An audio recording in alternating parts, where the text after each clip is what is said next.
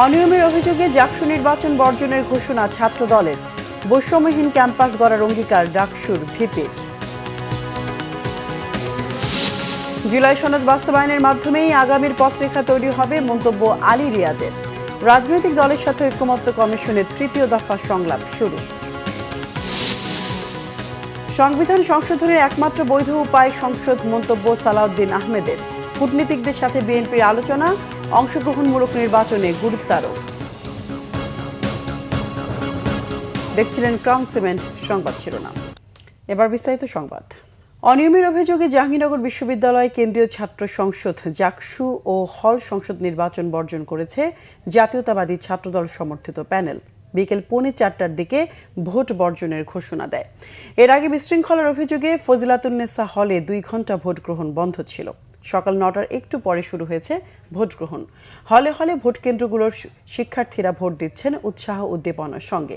জাতীয়তাবাদী ছাত্রদল, ইসলামী ছাত্র শিবির সমর্থিত সহ বেশ কয়েকটি প্যানেল নির্বাচনে অংশ নেয়। তবে 2-1টি কেন্দ্রে জাল ভোট দেয়া এবং অতিরিক্ত ব্যালট পেপারের অভিযোগ পাওয়া গেছে।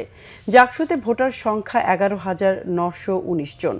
নির্বাচনে কেন্দ্রীয় সংসদের 25 পদের বিপরীতে লড়ছেন 177 জন এবং হল সংসদে প্রতিদ্বন্দ্বী 445 জন।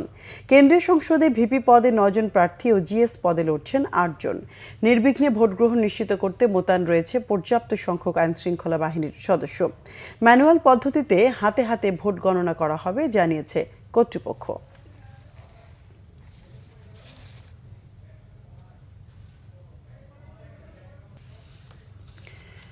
জুলাই শহীদদের আকাঙ্ক্ষা বাস্তবায়নে বৈষম্যহীন ঢাকা বিশ্ববিদ্যালয় গড়তে সকল শিক্ষার্থীদের নিয়ে কাজ করার প্রত্যয় ব্যক্ত করেন নবনির্বাচিত ডাকসু ভিপি সাদিক কায়েম।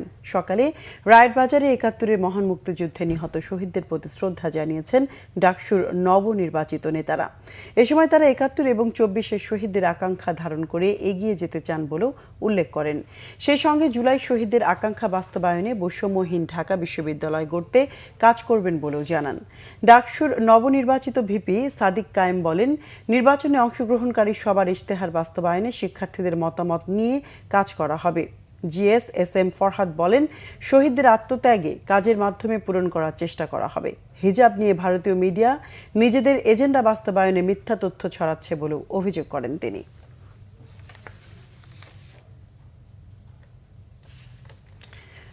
দর্শক, জাহাঙ্গীরনগর বিশ্ববিদ্যালয়ে রয়েছেন সিনিয়র রিপোর্টার ফরুক বাবু। সরাসরি চলে যাচ্ছি তার কাছে।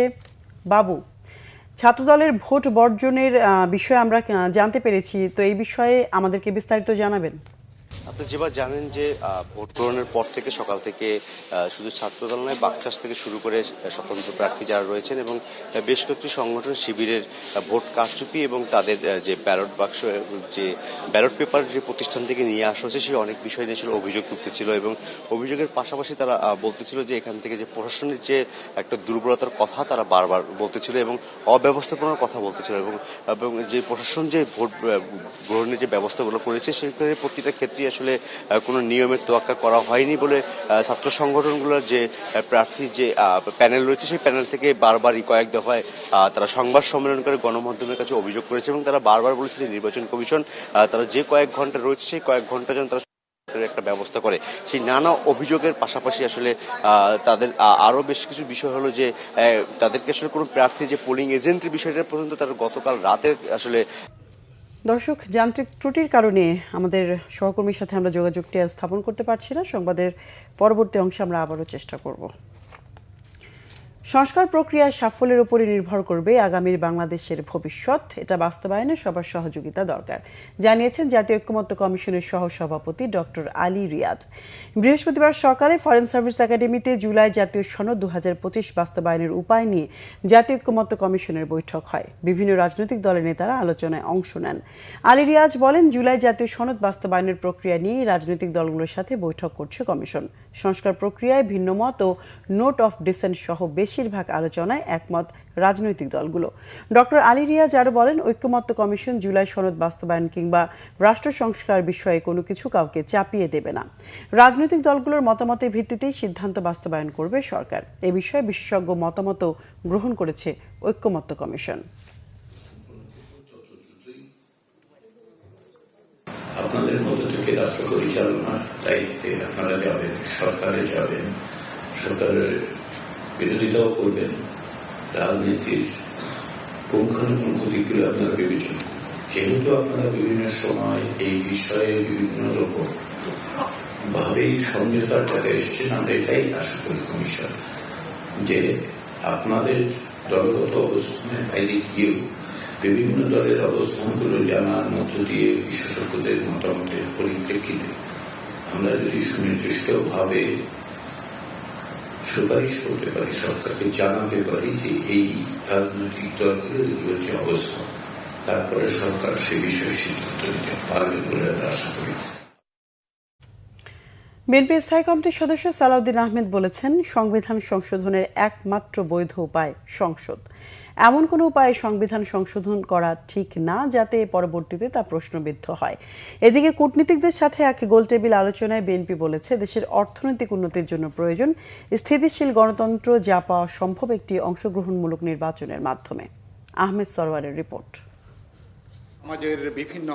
বৃহস্পতিবার সকালে রাজধানীর সিলডাপ মিলনায়তনে এক সেমিনারে বিএনপি স্থায়ী কমিটির সদস্য সালাউদ্দিন আহমেদ বলেন, দেশ ফ্যাসিবাদ মুক্ত হলেও গণতন্ত্রের জন্য কিছু বিষয়ে ঐক্যমতে পৌঁছানো যায়নি, এটাই এখন চ্যালেঞ্জ।